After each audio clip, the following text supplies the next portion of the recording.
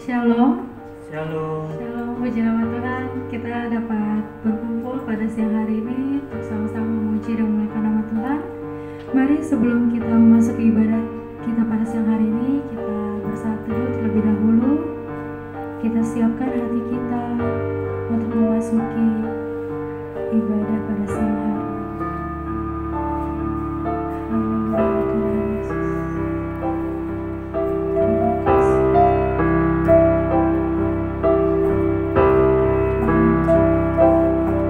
Biar Engkau Tuhan yang terus memerintahkan kami. Kami rindu Tuhan bersama teduh Tuhan bersamamu Tuhan. Pada siang hari ini kami datang Tuhan.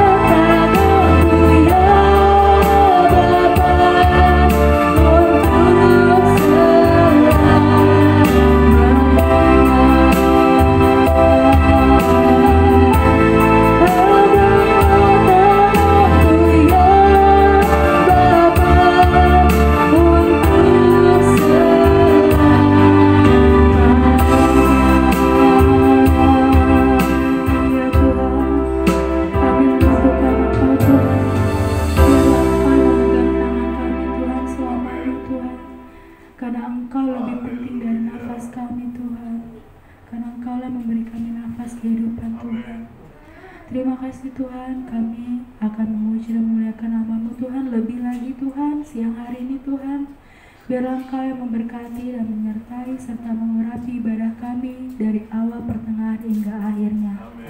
Terima kasih Tuhan, dalam nama Tuhan Yesus, haleluya, amin. Amin. Sekali lagi shalom. Mari kita beri sapaan satu sama lain, walau dari jarak jauh saja. Katakan Tuhan Yesus baik. Mari kita sama-sama bertepuk tangan memuji Tuhan. Katakan denganmu Tuhan kita berjalan, karena kita pernah meragu akan kesetiaan-Mu. Kau yang pegang hidup kami selamanya. Tak pernah ragu akan kesetiaan-Mu. Kau pegang hidupku.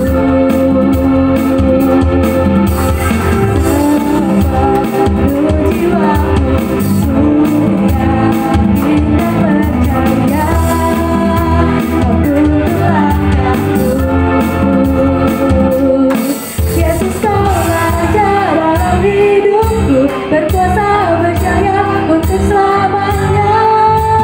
Hanya Kau Tuhan, sumber kekuatan. Kuasa-Mu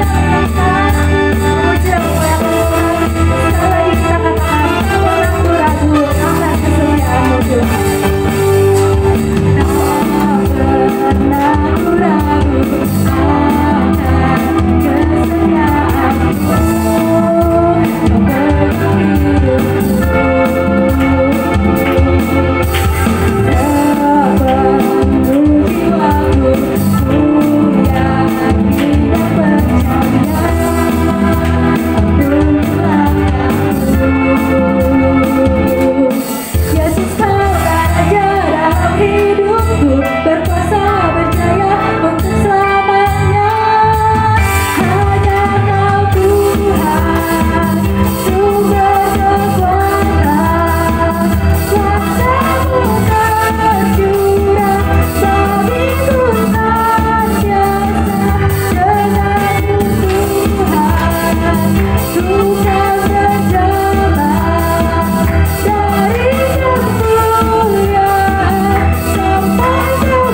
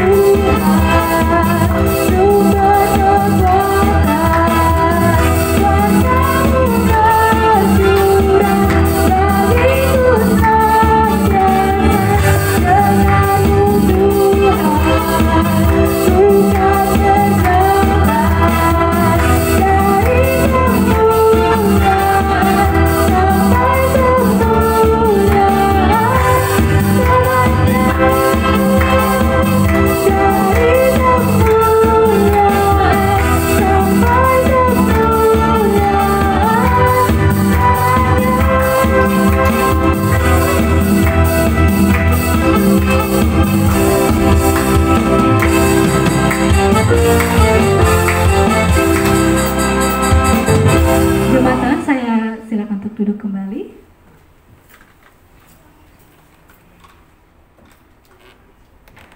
Mari kembali kita angkat pujian. Betapa ku bersyukur atas segala berkat-Mu, karena semua yang Tuhan berikan sangat berguna bagi kita. Allahku yang mulia memelihara syukur.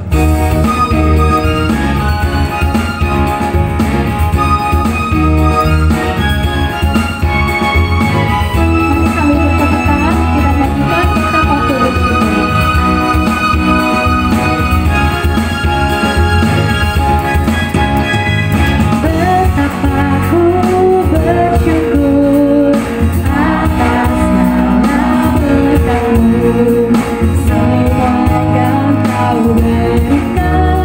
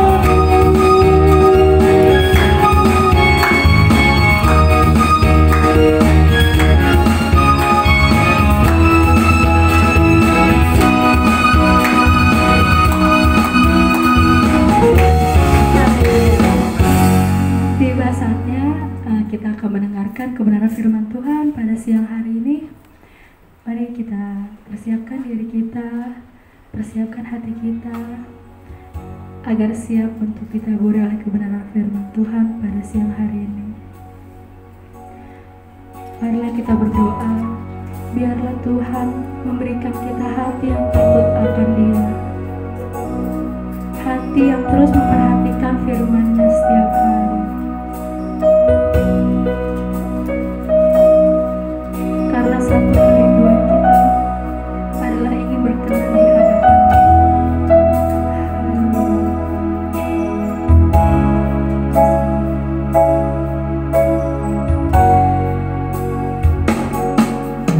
Berikan aku hati takut akan Engkau, Tuhanku, berhati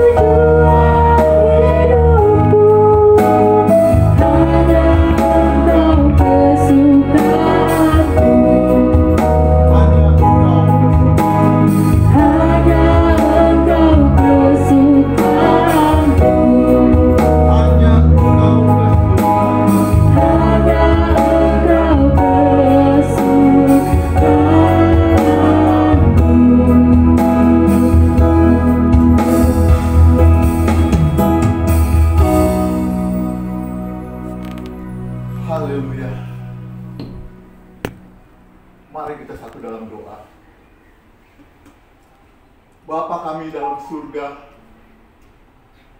sungguh kami bersyukur kepadamu ya Tuhan. Kalau pada siang hari ini kami dapat datang untuk memujimu, menyembahmu, dan mendengarkan sebagian daripada sabdamu ya Bapa. Bapa, kuduskan kami, urapi kami dengan roh kudusmu ya Bapa. Sehingga firman-Mu yang akan kami dengar nanti dapat tertanam di dalam hati dan pikiran kami. Sehingga firman-Mu ini ya Bapa dapat bertumbuh, berbunga, berbuah, menjadi berkat bagi kami dan orang lain. Dan apabila ada kuasa setan, kuasa kegelapan, kuasa roh-roh jahat yang akan mengganggu jalannya pemberitaan firman-Mu ini Tuhan, kami usir di dalam nama Tuhan Yesus Kristus, keluar dari dalam hati dan pikiran kami. Sehingga firman-Mu itu Tuhan dapat bersemayam di hati kami. Terima kasih Bapa, terima kasih. Dalam nama Tuhan Yesus Kristus, Juru Selamat kami yang hidup, kami berdoa. Haleluya. Amin. Silakan duduk. Shalom. Puji Tuhan, Bapak Ibu kekasih dalam Tuhan Yesus Kristus. Saya yakin dan percaya kalau kita pada pagi hari ini, menjelang siang ini, dapat datang memuji dan menyembah Dia, serta mendengarkan firman Tuhan ini bukan karena kekuatan kita, tetapi ini karena kasih karunia Allah yang memimpin Bapak Ibu sekalian dapat datang di gereja ini untuk mendengarkan firman Tuhan ini, sumber kehidupan bagi kita semua. Bapak Ibu kekasih dalam Tuhan Yesus Kristus, firman Tuhan pada siang hari ini akan saya ambil dari kitab Yeremia, Perjanjian Lama. Kitab Yeremia yang terdapat di Perjanjian Lama, ayatnya Yeremia 17. Yeremia 17 ayat ke-5 sampai dengan yang ke-8. Yeremia pasal 17 ayat 5 sampai dengan yang ke-8 saja. Saya akan bacakan firman Tuhan ini, dan Bapak Ibu menyimaknya firman Tuhan ini dengan baik-baik. Firman Tuhan berkata demikian, beginilah firman Tuhan. Terkutuklah orang yang mengandalkan manusia, yang mengandalkan kekuatannya sendiri, dan yang hatinya menjauh daripada Tuhan. Ia akan seperti semak bulus di padang belantara. Ia tidak akan mengalami datangnya keadaan baik. Ia akan tinggal di tanah angus, di padang gurun, di negeri padang asin yang tidak berpenduduk. Diberkatilah orang yang mengandalkan Tuhan, yang menaruh harapannya pada Tuhan. Ia akan seperti pohon yang ditanam di tepi air, yang merambatkan akar-akarnya ke tepi batang air, dan yang tidak mengalami datangnya panas terik, yang daunnya tetap hijau, yang tidak khawatir dalam tahun kering, dan yang tidak berhenti menghasilkan buah. Amin. Bapak Ibu kekasih dalam Tuhan Yesus Kristus, tema firman Tuhan pada siang hari ini adalah hidup mengandalkan Tuhan secara dewasa. Kenapa mesti pakai embel-embel lagi secara dewasa? Karena ada banyak orang yang hidupnya mengandalkan Tuhan, tetapi tidak secara dewasa, melainkan seperti kanak-kanak yang makanannya atau minumannya susu. Ya. Jadi saya katakan sekali lagi, tema firman Tuhan pada siang hari ini adalah hidup mengandalkan Tuhan secara dewasa. Bapak Ibu kekasih dalam Tuhan Yesus Kristus, Yeremia adalah seorang nabi yang melayani di kerajaan Yehuda.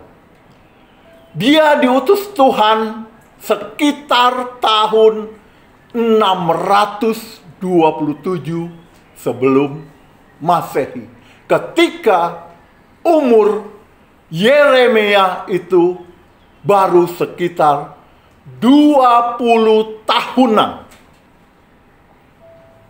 Dia harus melayani hingga beberapa saat setelah Yerusalem, ibu kota Yehuda itu direbut oleh Babel pada tahun 587 sebelum Masehi. Dari kitab yang ditulisnya ini, kita banyak menemukan harta karun. Harta karun apa? Harta karun rohani yang dibagikan oleh Nabi Yeremia ini. Salah satunya adalah Yeremia pasal 17 ini. Bapak Ibu kekasih dalam Tuhan Yesus Kristus, firman Tuhan ini sungguh luar biasa, karena Tuhan berjanji bahwa orang yang hidupnya mengandalkan Tuhan dan harapannya hanya kepada Tuhan di dalam segala aspek kehidupan akan diberkati Tuhan.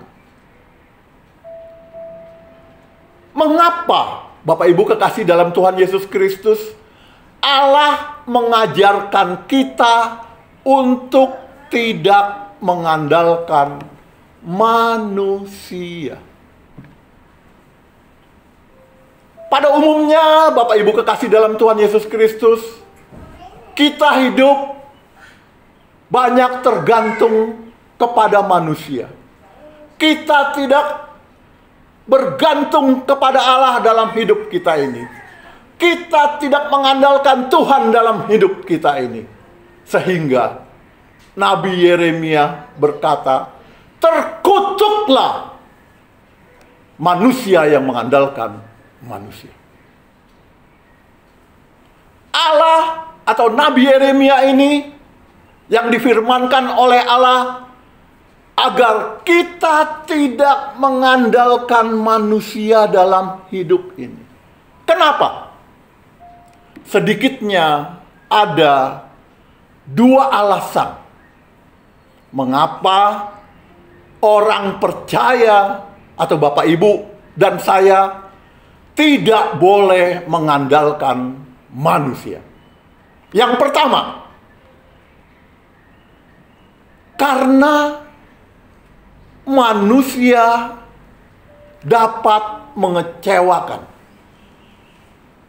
Manusia sering kali ingkar kepada kata-kata dan janji-janjinya sendiri yang sudah diucapkannya itu. Manusia seringkali lupa kepada janji-janjinya, kepada omongannya yang sudah dijanjikan kepada sesamanya yang manusia.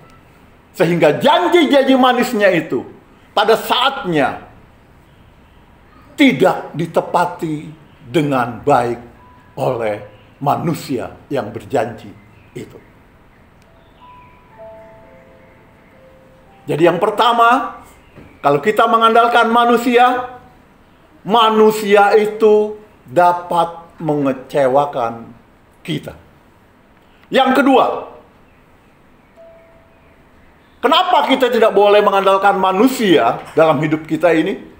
Karena manusia memiliki kemampuan yang terbatas.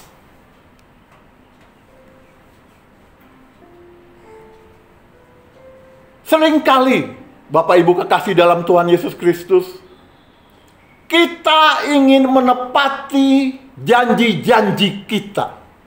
Tetapi, karena situasi dan keadaan yang tidak memungkinkan, kita tidak bisa menepati janji-janji kita. Karena kemampuan kita ini sangatlah terbatas. Orang terkaya pun di dunia ini, saya yakin dan percaya 1000%, bukan 100% lagi, kemampuannya terbatas.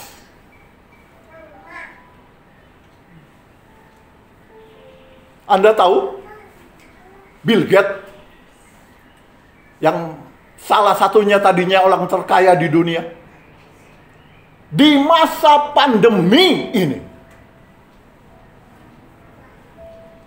Bill Gates itu bukan menjadi susah, menjadi krisis di masa pandemi ini, tetapi hartanya berlipat-lipat ganda dan keuntungannya di masa pandemi ini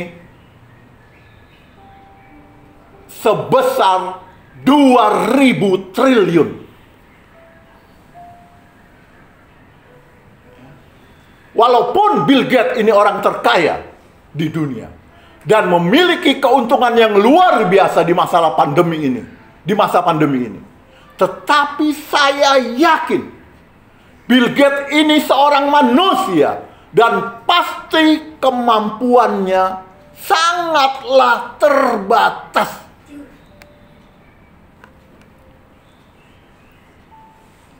Atau mungkin kita ini tidak seperti Bill Gates lah. Kita mempunyai harta yang cukup kita andalkan di dalam kehidupan kita ini. Kita mempunyai uang di bank dengan deposito yang lumayan, yang kalau kita sudah tidak kerja pun kita dapat hidup dari uang deposito kita itu.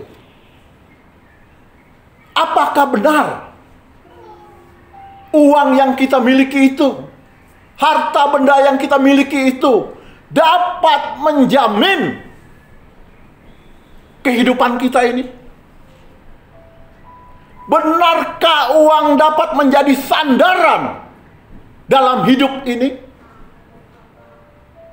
Benarkah uang dapat kita andalkan untuk menjamin kehidupan kita ini? Kalau itu yang ada di benak pikiran saudara dan saya, itu adalah hal yang sia-sia. Jika kita mempercayakan diri kita ini kepada uang atau kekayaan, karena cepat atau lambat kita akan jatuh. Ada banyak yang tadinya orang-orang terkaya di dunia, tetapi sekarang hidupnya jatuh miskin. Amsal 11 ayat 28 mengatakan, siapa mempercayakan dirinya kepada kekayaan akan jatuh, tetapi orang benar akan tumbuh seperti daun muda. Bukan berarti dalam hidup kita ini kemudian kita sudah tidak perlu lagi lah mencari. Karena kalau kita dapat uang banyak pun buat apa? Ujung-ujungnya akan jatuh. Bukan seperti itu. Bapak Ibu sekalian, jangan salah tafsir.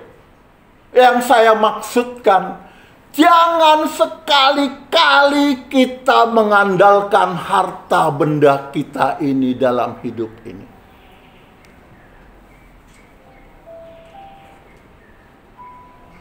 Orang atau manusia yang mengikuti Tuhan bukan tidak boleh kaya, tetapi harus sangat-sangat kaya. Ada banyak contoh di dalam Alkitab. Orang-orang yang taat dan takut akan Tuhan, hidupnya diberkati Tuhan dengan berlimpah-limpah. Pada zamannya, orang-orang tersebut menjadi konglomerat, tetapi dia adalah orang yang taat dan takut akan Tuhan.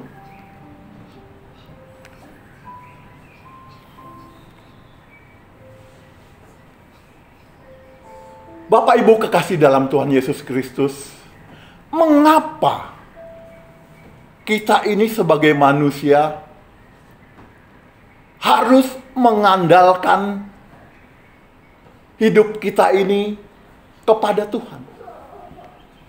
Yang pertama, karena Tuhan itu Maha Kuasa. Tuhan itu Sang Pencipta langit dan bumi. Kejadian 17 ayat 1 mengatakan demikian. Ketika Abraham berumur 99 tahun, jadi 1 tahun lagi 100 tahun, maka Tuhan menampakkan diri kepada Abraham dan berfirman kepadanya, "Akulah Allah yang Maha Kuasa." Kemudian Tuhan berkata kepada Abraham, "Hiduplah di hadapanku dengan tidak bercela." Hanya itu yang diminta oleh Tuhan kepada Abraham, agar Abraham hidupnya tidak bercela. Semuanya itu diikuti oleh Abraham. Dan kita tahu, kalau kita mengikuti perjalanan kehidupan Abraham ini, dia sangat-sangat diberkati oleh Tuhan pada zamannya.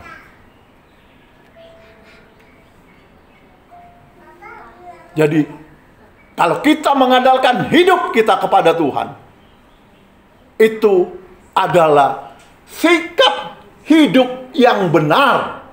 Karena yang pertama, Tuhan yang Anda andalkan itu adalah Tuhan yang Maha Kuasa, Sang Empunya langit dan bumi beserta dengan isinya.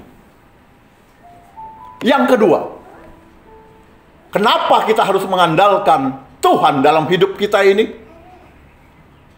Mazmur 84 ayat 12 mengatakan, sebab Tuhan Allah adalah matahari dan perisai, kasih dan kemuliaan Ia berikan. Ia tidak menahan kebaikan dari orang-orang yang hidupnya tidak bercela. Ya Tuhan semesta alam, berbahagialah manusia yang percaya kepadamu. Jadi apa yang namanya kebahagiaan itu tidak tergantung kepada harta benda yang kita miliki. Tetapi apa yang namanya kebahagiaan itu tergantung pola pikir kita. Kalau hidup kita itu percaya kepada Tuhan, maka Tuhan atau firman Tuhan berkata, kita akan berbahagia. Ya, jadi kalau ada Bapak Ibu sekalian pada saat ini tidak mempunyai harta benda, asalkan Bapak Ibu percaya kepada Tuhan, Bapak Ibu dapat menjadi orang yang berbahagia. Dengan catatan hidup kita ini tidak bercela di hadapan Tuhan. Bapak Ibu yang kekasih di hadapan Tuhan, sesuai dengan tema kita pada hari ini, yaitu apa artinya hidup mengandalkan Tuhan secara dewasa. Sebenarnya hidup mengandalkan Tuhan secara dewasa memiliki beberapa pengertian. Salah satunya adalah menerima apapun keadaan yang terjadi, tetapi setelah kita berusaha semaksimal mungkin. Saya ulangin ya, supaya kita bisa menyimaknya dengan benar. Salah satu pengertiannya adalah kalau kita mengandalkan Tuhan dalam hidup kita ini, menerima apapun keadaan yang terjadi. Tetapi setelah kita berusaha semaksimal mungkin. Jadi kalau kita mengandalkan Tuhan bukan berarti kita tidak berusaha. Kita mengandalkan Tuhan dalam pekerjaan kita. Kita mengandalkan Tuhan dalam usaha kita. Kemudian kita bisa berleha-leha, tidak berusaha. Bukan seperti itu. Hidup yang mengandalkan Tuhan adalah hidup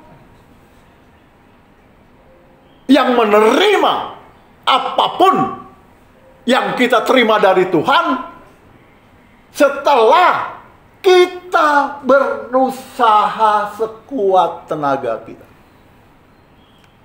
Apapun kejadiannya, kalau kita sudah berusaha dalam hidup kita, kita akan menerima itu sebagai kehidupan yang mengandalkan Tuhan dalam hidup kita ini.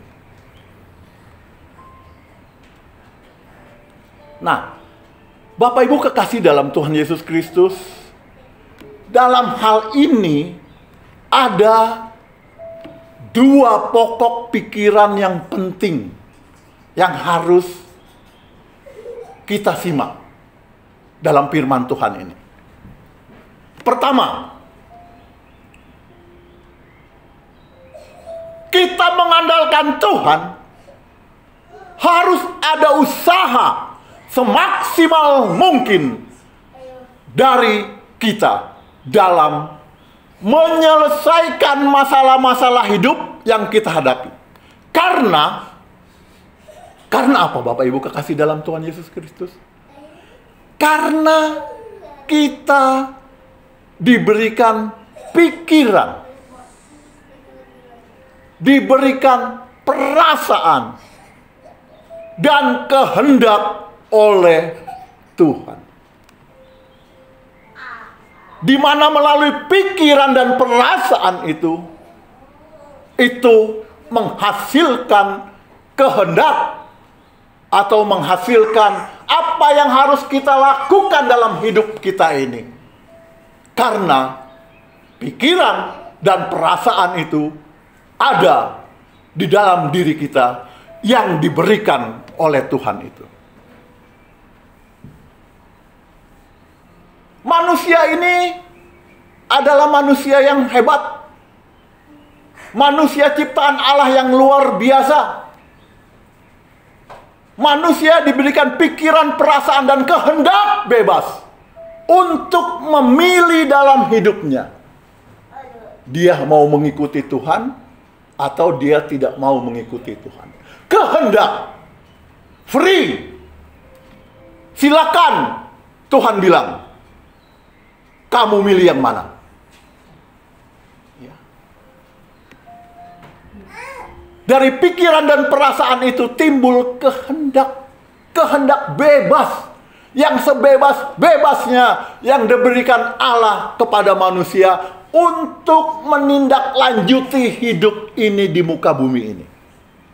Yang kedua, setelah kita berusaha semaksimal mungkin, selanjutnya hasil atau keadaan yang terjadi harus kita percayai dan terima sebagai sesuatu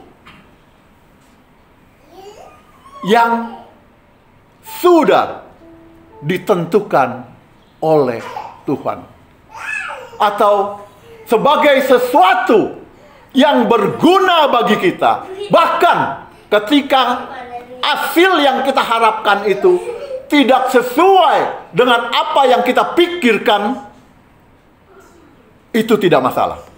Karena itu semua untuk kebaikan Tuhan yang sudah Tuhan berikan kepada Bapak Ibu dan saya.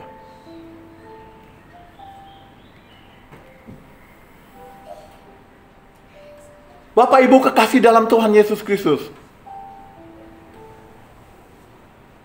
dalam hidup ini Tuhan mau mendewasakan kita untuk mencapai hidup yang kekal.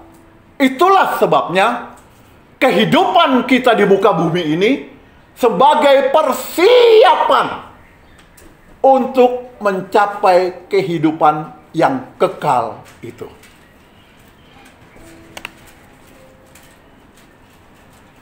Dalam hal ini, hidup mengandalkan Tuhan secara dewasa berarti mempercayai dan menerima bahwa apapun yang terjadi dalam diri saudara dan saya itu mendatangkan kebaikan bagi kita. Roma 8 ayat 28 mengatakan, kita tahu. Ya, mestinya ayat ini sudah sering kita baca di dalam Alkitab. Ya, Roma 8 ayat 28 mengatakan, kita tahu sekarang bahwa Allah turut bekerja mendatangkan kebaikan bagi orang-orang yang mengasihi Dia.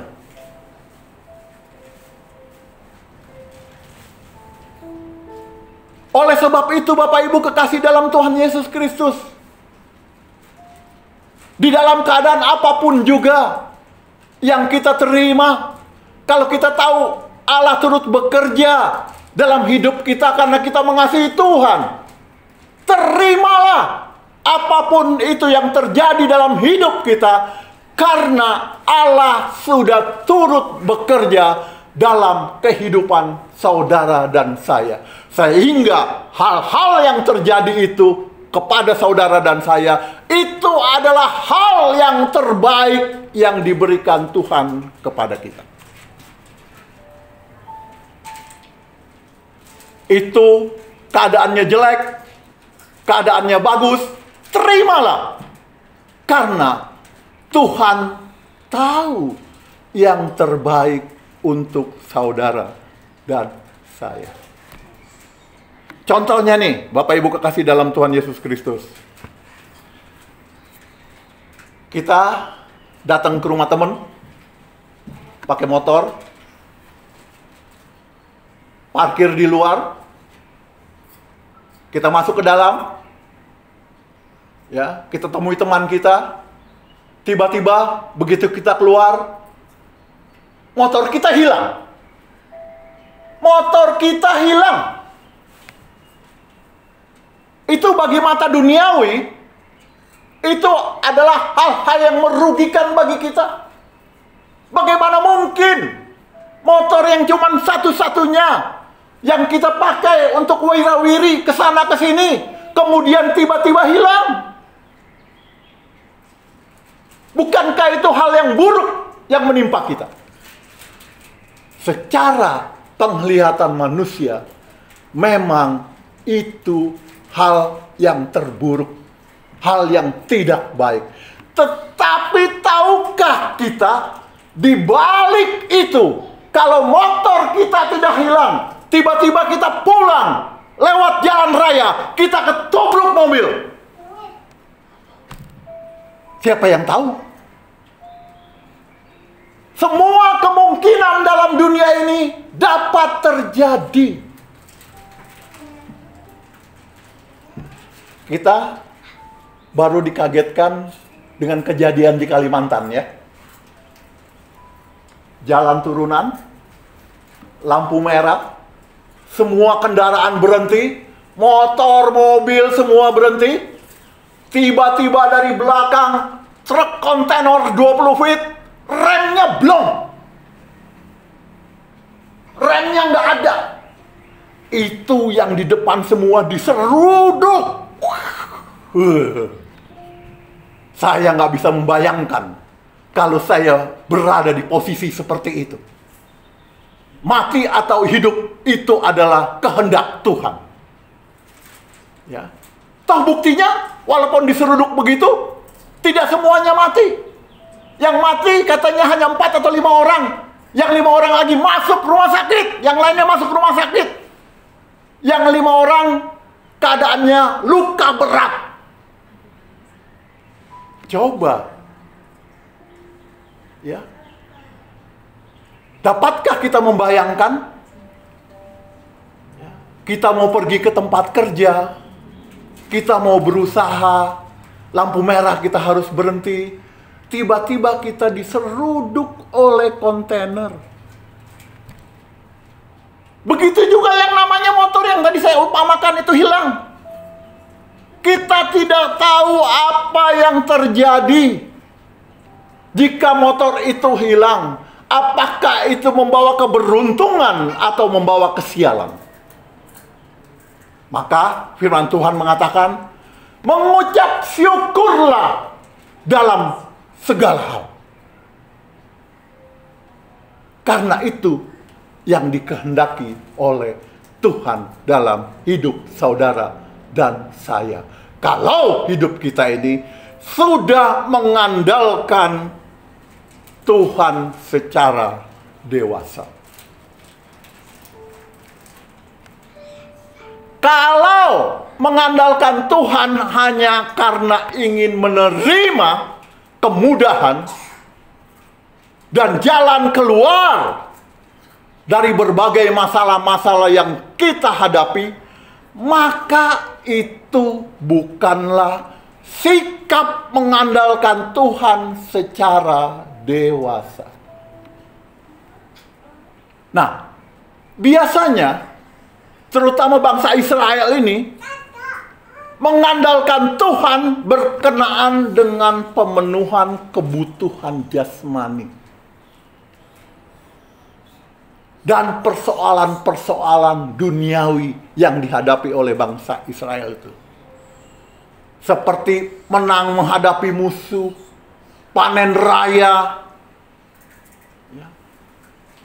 dan lain-lain sebagainya dalam kehidupan bangsa Israel itu.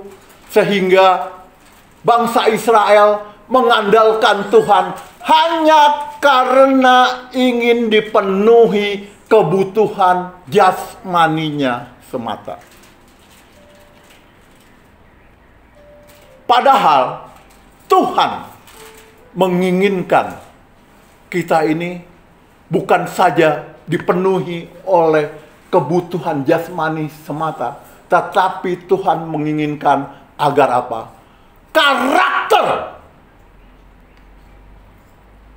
atau perubahan dalam sikap hidup kita ini terjadi, agar kita dapat masuk ke dalam kekekalan bersama dengan Tuhan di surga nanti. Orang percaya diproyeksikan oleh Tuhan untuk dikembalikan ke rancangan semula Allah. Sering orang mendengar, apa sih rancangan semula Allah untuk hidup manusia? Apa sih yang Tuhan inginkan dalam kehidupan kita ini? Rancangan semula Allah untuk hidup kita ini terdapat di dalam Kejadian 1 ayat 26. Coba kita buka.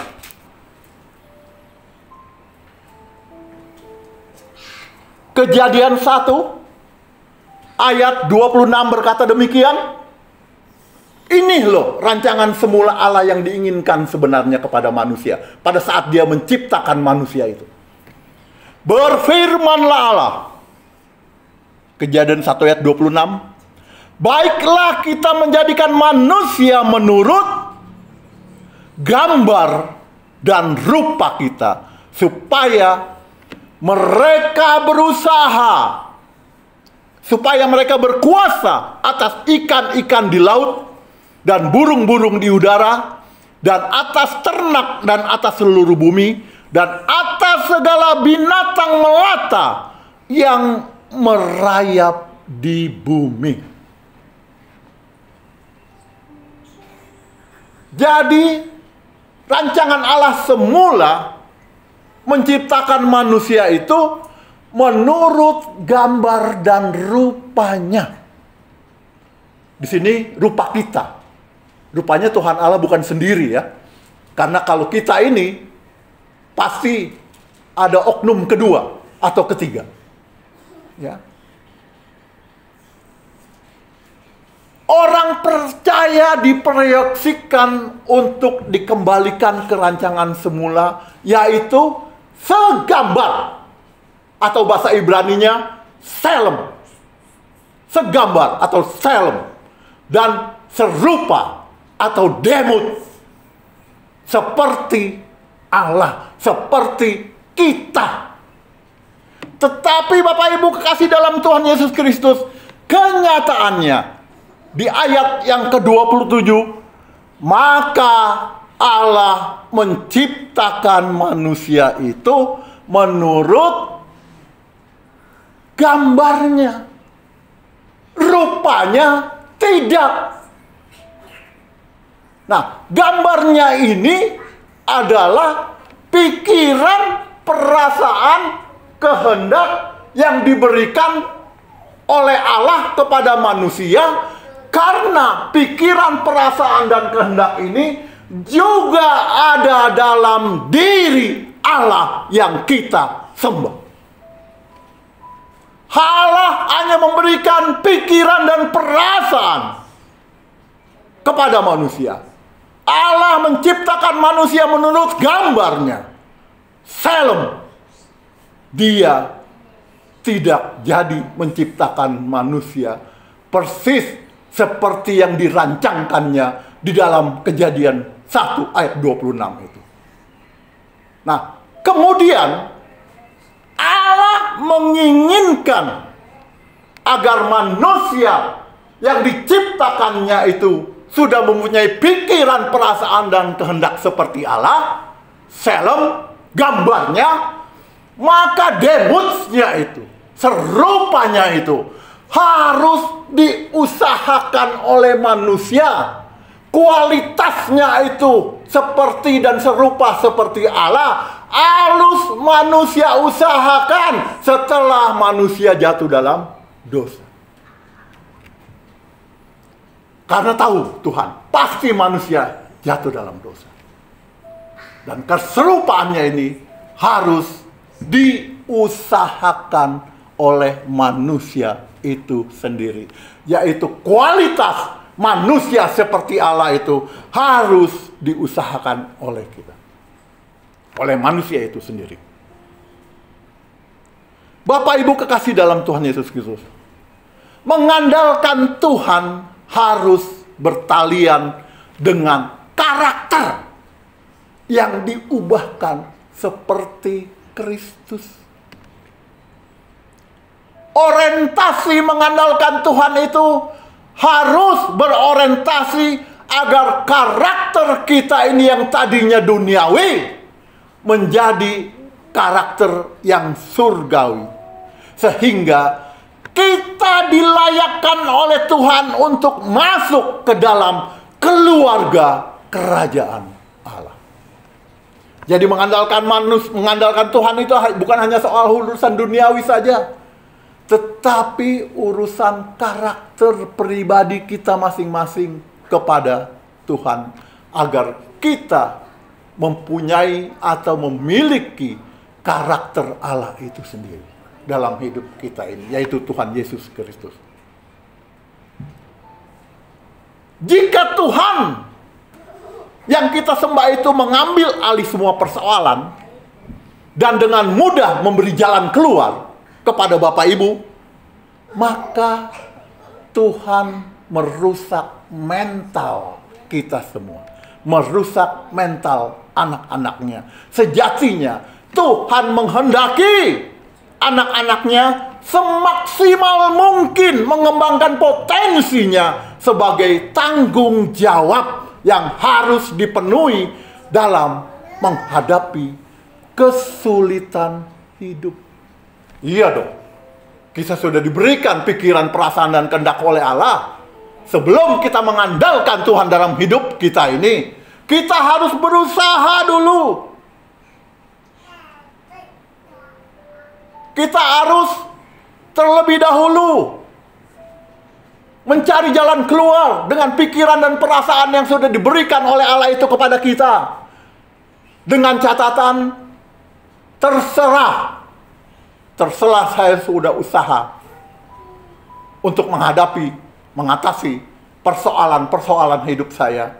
Hasilnya, apapun yang terjadi dalam kehidupan saya, itu yang terbaik yang Tuhan kehendaki dalam kehidupan kita. Seringkali kita mendengar Allah berperang ganti kita. Enak bener. Allah berperang ganti kita. Memang pernyataan ini terdapat di dalam Alkitab, tetapi harus dipahami konteksnya. Allah berperang ganti kita pada saat zaman bangsa Israel itu hidupnya kepepet, hidupnya mentok, tidak ada jalan usaha lain lagi, sehingga bangsa Israel itu mendapatkan pertolongan dari Tuhan, dan timbullah perkataan Allah berperang ganti kita. Jadi orang zaman sekarang kalau bisa jangan ikut-ikutan berkata Allah berperang ganti kita. Usaha dulu. Cari jalan keluar dulu. Tuhan tahu ini anaknya sudah mentok apa belum. Jangan kita belum mentok, kita belum berusaha. Kita sudah berkata kepada Tuhan, Allah berperang ganti kita. Kita enak-enakan tidur saja di rumah. Bukan itu.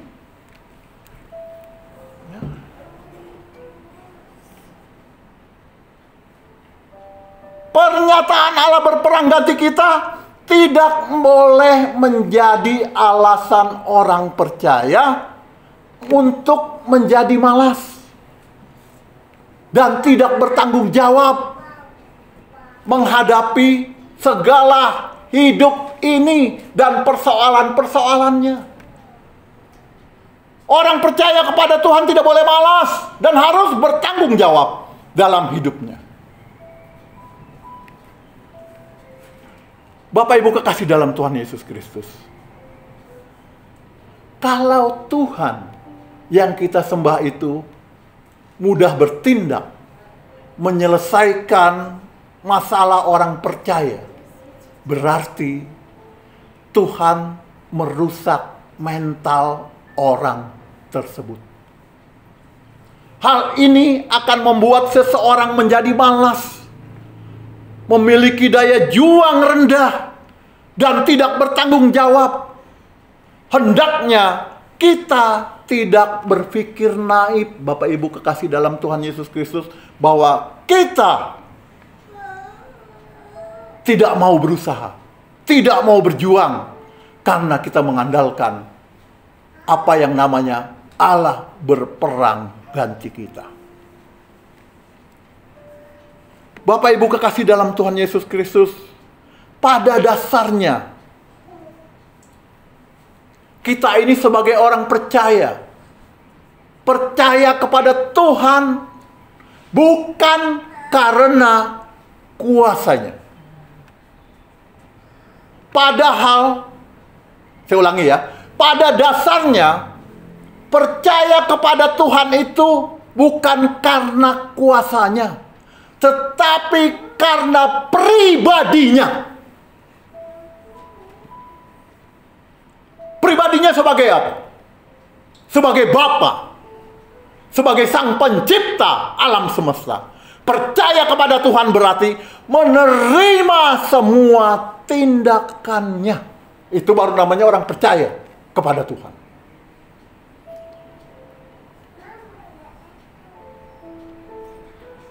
Orang yang hidup mengandalkan Tuhan secara dewasa tidak memaksakan kehendaknya agar Tuhan menyelesaikan masalah-masalah yang dihadapinya. Masalah-masalah yang menyangkut kebutuhan jasmani dan masalah-masalah yang lainnya. Percaya kepada Tuhan atau orang yang mengandalkan Tuhan itu harus berani menerima keadaannya apapun yang terjadi dalam dirinya. Karena itu sudah sepengetahuan Allah. Dan Allah sudah menghendaki hal yang terbaik untuk saudara dan saya. Itu baru namanya kita mengandalkan Tuhan secara dewasa. Kalau kita mengandalkan Tuhan secara dewasa, kita tidak menjadi orang Kristen yang cengeng. Kita akan fight. Kita akan berjuang untuk menafkahi kehidupan keluarga kita. Kita akan melakukan segala cara, bukan merampok ya, bukan mencuri. Ya. Melakukan segala cara, bukan merampok, bukan mencuri. Tapi melakukan apa yang dikehendaki oleh Tuhan. Karena kita percaya bahwa Tuhan turut bekerja di dalam kehidupan kita. Asalkan kita percaya kepadanya. Bapak Ibu kekasih dalam Tuhan Yesus Kristus, oleh karena itu, marilah pada kesempatan ini yang masih diberikan oleh Tuhan kepada saudara dan saya, agar kita bisa merubah karakter hidup kita ini. Jangan melulu kita ingin merubah keadaan jasmani kita.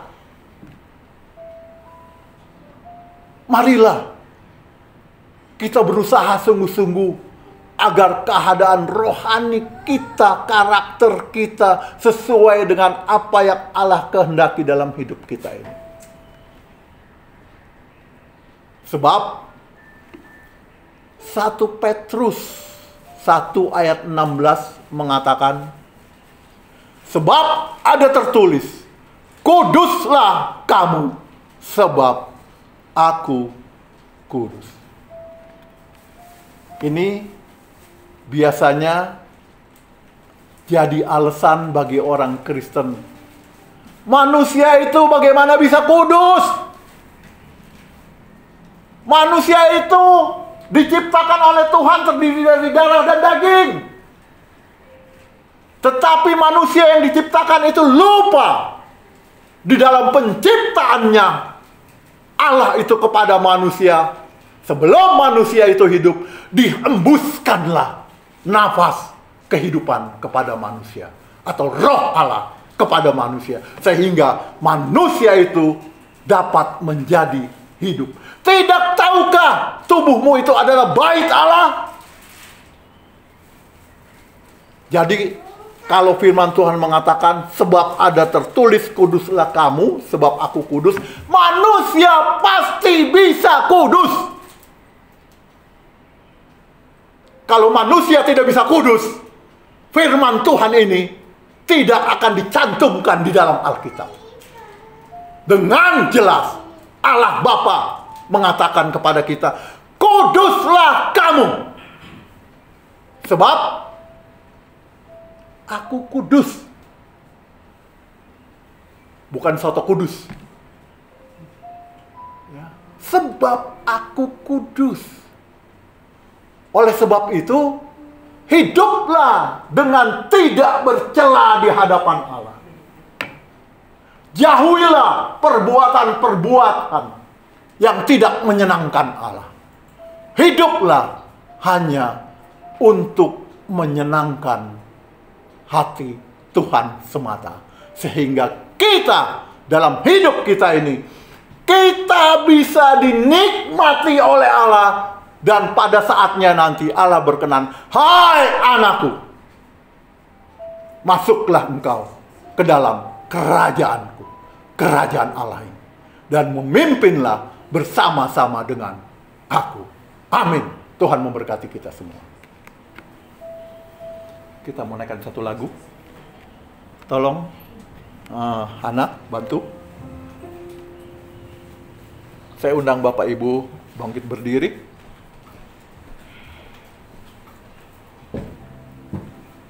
Kita mau menaikkan satu lagu, menyenangkan hati Tuhan.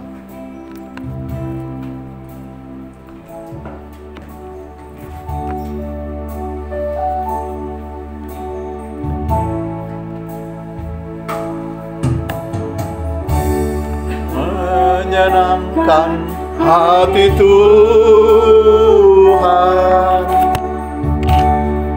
lebih dari segalanya,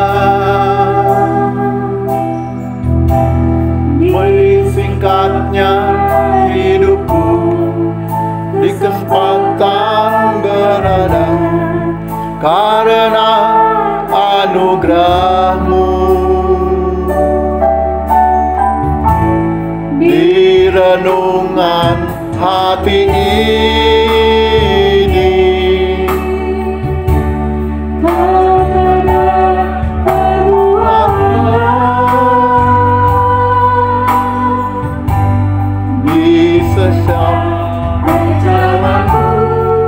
setiap cita-citamu, seluruh kehendak-Mu.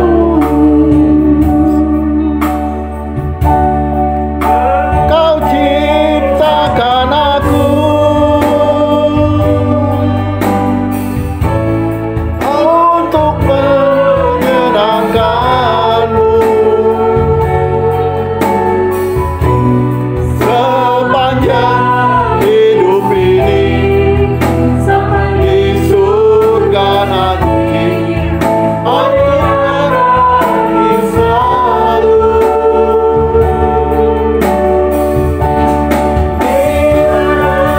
Engkau ada, amin. Aku ingin berada.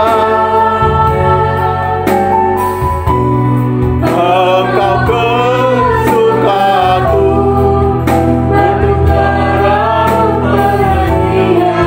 tak akan tergantikan. Mainkan lagu ini satu kali lagi dengan sungguh-sungguh.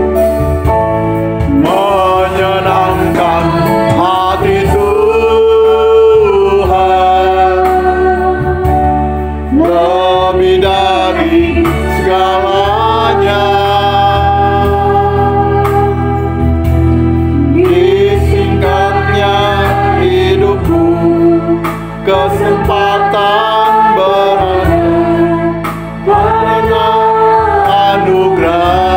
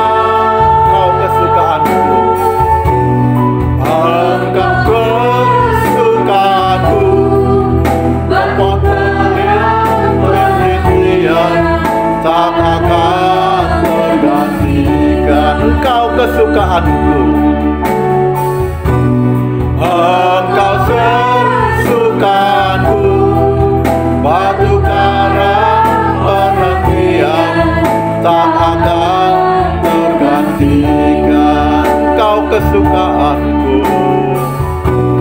Engkau kesukaanku, batu karang perhentian, tak akan tergantikan. Haleluya. Mari kita satu dalam doa. Bapa kami dalam surga, terima kasih atas kasih-Mu, anugerah-Mu, atas firman-Mu yang sudah kami dengar ini Tuhan. Bapa, berkatilah anak-anak-Mu ini Tuhan, yang sudah mengandalkan Engkau dalam hidup ini secara dewasa. Bapa, bentuk karakter kami, rohani kami Tuhan, agar kami benar-benar hidup seturut dan sekehendak daripada-Mu Tuhan.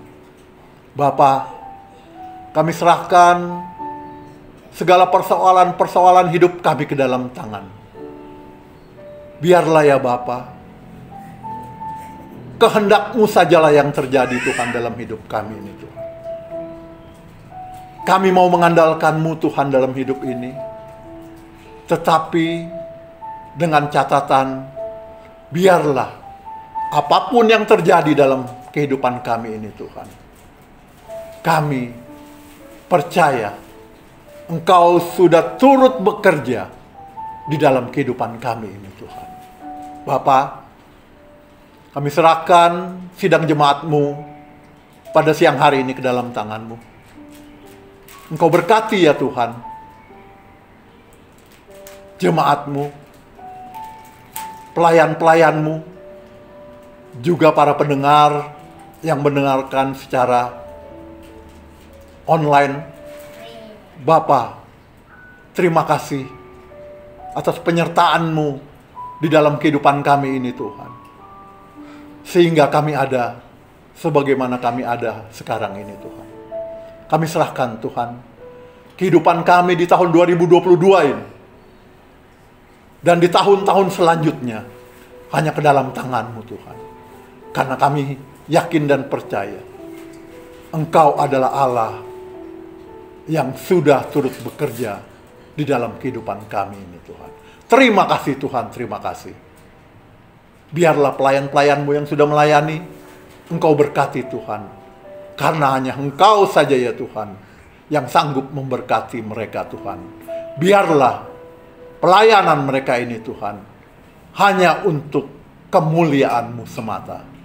Dalam nama Tuhan Yesus Kristus, Juru Selamat kami yang hidup, kami berdoa. Mari kita angkat tangan kita ke atas. Kita mau menerima berkat Tuhan. Tuhan memberkati engkau dan melindungi engkau. Tuhan menyinari engkau dengan wajah-Nya dan memberi engkau kasih karunia. Tuhan menghadapkan wajah-Nya kepadamu dan memberi engkau damai sejahtera. Yang percaya katakan, amin.